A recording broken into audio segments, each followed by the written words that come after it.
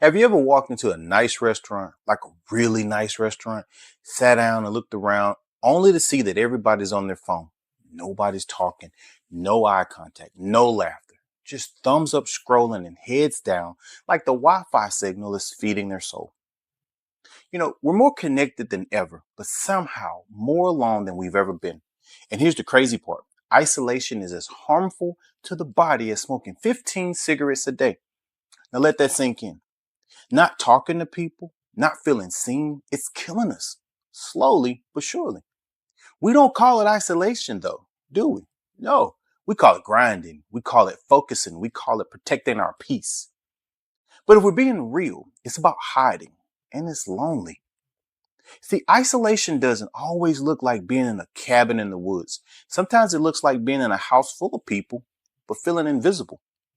Sometimes it looks like 1,000 social media followers and not one real friend that you can call at 2 a.m.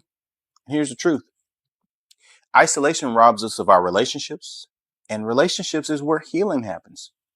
Here's what isolation does to our relationships: we become emotionally unavailable, not because we don't care, but because we've forgotten how to show up. We ghost ourselves and then we ghost everybody else.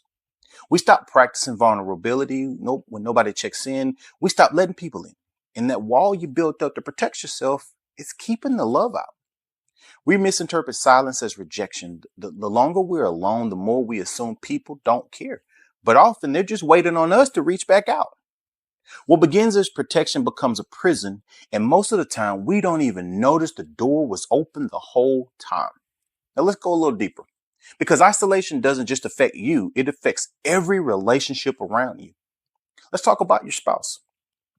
You come home from work, you're physically present, but emotionally you're checked out. You don't talk, you scroll. You say, I'm just tired. But the truth is, you're emotionally unavailable. Your spouse starts to feel like a roommate. The intimacy fades, not just physically, but emotionally and spiritually. You stop sharing your fears, you stop dreaming together, and over time, that silent distance becomes a loud disconnect. Hmm. Now let's talk about your kids. Kids don't always tell you with words that they feel ignored. They show you though. They act out. They shut down. They mimic your detachment. If you're isolated and emotionally unavailable, your kids learn that this is what adulthood looks like: silence, stress, and scrolling. Look, they're craving your attention, not just your presence. They need to hear your encouragement, feel your hugs, see your eyes light up when they walk into the room. But if isolation is consuming you, you'll miss those moments and they don't come back. And then there's your coworkers. The coworkers. Look, some of you are leaders, managers, business owners, and you wonder why your team is disengaged, why morale is low, why people don't speak up. But if you're isolated, even in leadership, your team feels it. Your silence feels like disapproval. Your lack of presence feels like rejection. You think you're just being efficient, but they think you don't care. Look, relationships aren't just about being in the same space. They're about being emotionally available in that space. So how do you break out? Here are 3 simple ways, powerful ways to start rebuilding your connections today. Number 1, reach out first. Don't wait. Text one person a day and say, hey, look, I was thinking about you. How's everything going? That's it. You'd be surprised how many people are waiting on that message. Second thing, be where your feet are.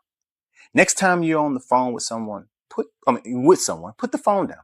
Look them in the eye. Ask real questions. Listen, you don't have to fix them. You just got to be present. And number 3, schedule connection like you schedule work. Put it on your calendar. Coffee on Friday. Call your cousin this Sunday.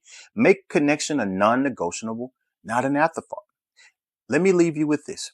The cure to isolation isn't company, it's connection. You can be in a crowd and still feel unseen, but one real moment with one real person, that can change everything. So today, make the move, because healing doesn't happen in hiding and freedom starts with one conversation.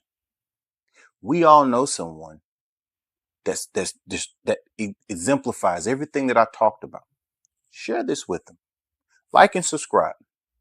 We change these type of isolation moments one conversation at a time. Thank you.